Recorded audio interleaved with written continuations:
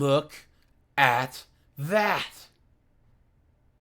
Hey guys, AJ here back on the one for us. So guys, here we have another candidate for Mother of the Year, right?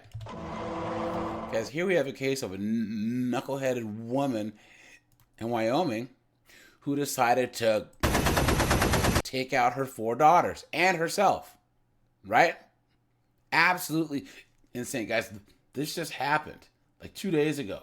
So guys, we'll get into this. Before we do, like, subscribe, and drop a comment, guys. I have a second channel called 51304s. Check that out. I have a Discord. Check that out. There's a playlist at the end, and let's get into this. A shooting Monday afternoon here in Byron, Wyoming left an entire community of 600 grieving. Look at that. It's an event that their mayor says is one of the most tragic things to ever come out of this small community. Hope and pray that the family can endure and hopefully brighter days ahead. It was here on the 200th block of Shoshone Avenue where the unimaginable took place. It was approximately 1:30 in the afternoon Monday when 32-year-old Tranielle Harshman called 911 reporting that her 4 children had been shot and were likely dead. On that 911 call, Harshman said 2 of her kids, both 2 years old, were upstairs in their cribs, and the other 2 children were downstairs in their bedroom. Then Harshman said she would shoot herself. Look at You're that. in a small community like this, you know everyone.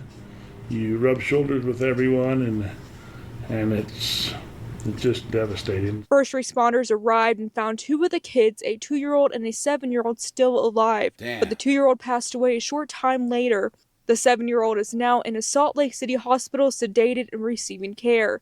MTN has not been able to confirm if Tranielle survived the incident. The tragedy has left the town of Byron grieving. Mayor Alan Clark says his heart goes out to the family and first responders involved. I don't want to dwell on what's happened. We want to dwell on what's next. One of Tranielle's former classmates, Sage Myers, says the event was out of character. Please. Tranielle was a grade ahead of me, and we partied a lot together, and she was just a great person, so nice to everybody. Man, I can't explain how there was no cracks, there was no dings, there's no chips to be seen. Out of character is another. Do you guys honestly believe that, right? The lie detector determined that was a lie. Come on. Their trait described by one of Tranielle's friends, Brianna Baker, who left MTN a statement saying, quote, "Everything can change in an instant. Never allow yourself to think it couldn't be me. She was sweet, loving, and funny. Use this as an opportunity to show compassion and togetherness." Do you guys think that they would be saying that if it was a guy who did this to his family? No. He'd be evil. He'd be a monster. He'd be all this foolishness, right? Because it's a woman, right? Guys, what do you think they're going to say, right? Oh, she must have had mental health issues, right? And I'm just trying to tell you that I have mental health issues. I'm extremely distraught. I feel like my whole life is ending. Clown world. It's a tragic loss with many questions still unanswered. In Byron, Matt Carmack, MTN News. Now, guys, let's look at the fathers, plural. Because, guys, yes, she was a single mom, right? Of course she was. And then got remarried to a guy who took her on because 2 of the kids weren't the current husbands. So he took on a single mom, which we all know, guys, you never ever do. And then look what happens. So guys, let's get into this. Others living a reality most of us can't even begin to fathom. Monday afternoon, a Byron, Wyoming woman shot her 4 young daughters in the head before turning the gun on herself. Look at that. The 4 girls had 2 fathers between them. Our Kagan Harsham speaks with both men about the tragedy that has forever upended their lives and the message they want everyone to know as the community tries to understand why it happened. I'm a mess. They were amazing. They were lights to the world. Cliff Harshman's world will never be the same. So this is the second guy, right? He was the father of the 2 youngest, and he married a single mom. Beta! In a matter of hours, he lost his wife, his 2-year-old daughters, Brooke and Jordan, and their half-sibling, Braylee, who he raised as his own. This was something beyond what I can even comprehend. Harshman is trying to find answers to questions he'll likely never have answers to, specifically the why. Damn. Why his wife of 5 years would try to murder the 4 little girls he says she adored. She was an incredible mom, She loved those kids. Please. You've been had.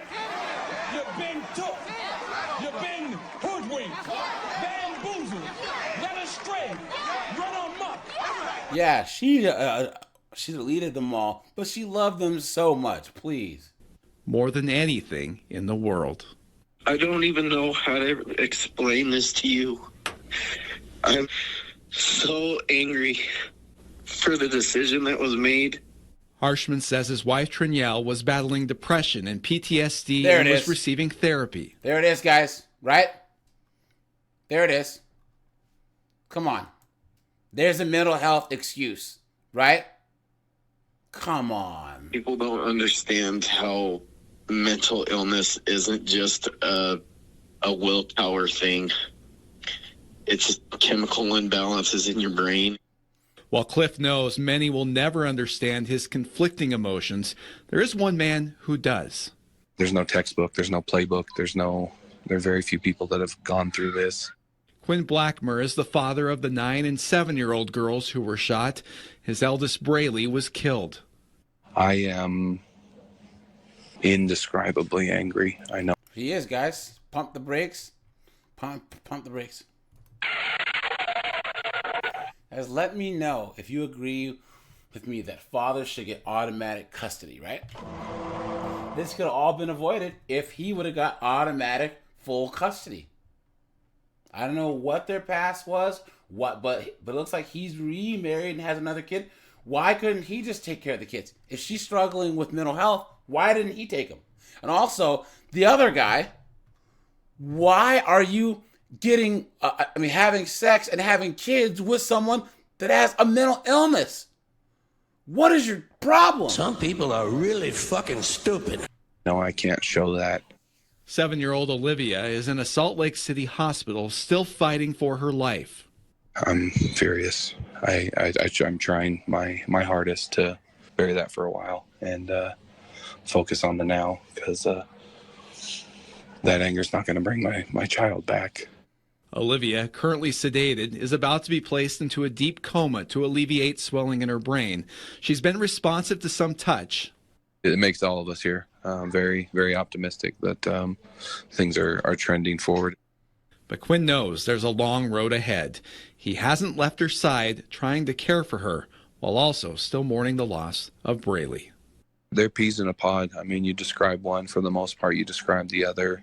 They're the kids that So guys, I'm wondering if this is his new family right here. I mean, I can't tell. They're all redheads, so they look alike. But maybe he got with a new girl and had a baby. You know what I mean? And the homeboy's wife, the crazy chick, this is like alpha Chad for her. And she just couldn't stand it, right? Now, guys, we have another story that talks to the people that actually came into the house. Let's get into this. Enter the Harshman home shortly after the 911 call Monday, which Deputy Carrie Angel was one of the first to enter the Harshman home shortly after the 911 call Monday. What she describes is something no one could have imagined in the small town. 17 years. 17 years at the sheriff's office and working crime scenes, and you don't ever expect anything like this. A small town shattered in an instant. We're worried for the living and we're mourning for the dead at the same time.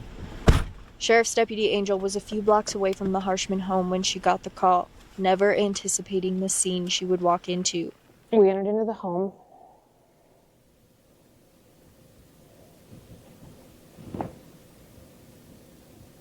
Quitting the home, I went back to the one little girl who was actually still alive and administered first aid to her. Can you imagine, guys? This is how much that men have civilized the world.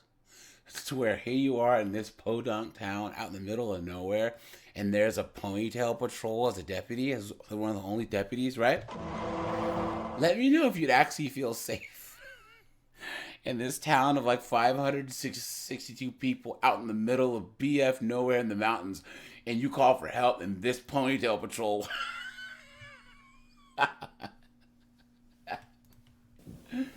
Held her, stood there with her till EMS arrived and took her and continued first aid. 5 total people with gunshot wounds. 4 of them, young girls, all under 10 years old. Damn. This could have been any town USA. It happened to be Byron's turn. Unfortunately, this could have been any family. 32-year-old Tranielle Harshman shot her 4 daughters before turning the gun to herself. Look at that. I would encourage people to be very careful before they label this situation, as horrible as it is and as tragic as it is. And as the community comes to... But you guys know, if it was a guy, he wouldn't be saying this. He'd be saying he's a monster, he's evil, horrible individual, right? grips with the loss, and many questions still remain, Bighorn County Sheriff Kenneth Blackburn urges compassion.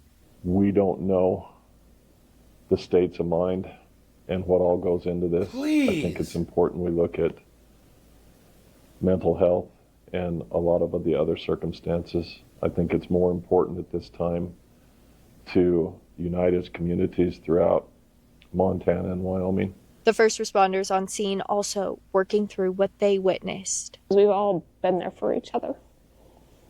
Talked about it, cried together. We do have some of the top critical incident debriefing teams in the state of Wyoming. We are moving forward to make sure that we take care of them in the best fashion possible and give them our utmost support for the sacrifices they've made, which don't always include physical injuries. A lot of times they're injuries of the heart. In Wyoming, Haley Monaco, MTN News. Here you go, guys. Guys, what do you think, right? You know what I mean? Guys, do you honestly think that if this was a man, they'd be the same? Same type of community outreach and pity and all this other stuff? No, not at all, right? So I don't feel bad for him, right? I feel bad for the kids, right? But I don't feel bad for everyone else that could have prevented this from happening, right? The father, the older kid, should have been with the father, and this knucklehead, he should have been, having kids with some crazy broad, and then in the news is spinning this to make it seem like she's just a poor victim. So, all right, you guys, this is AJ. I appreciate you guys. Like, subscribe, and guys, I'm out of here. Have a good one.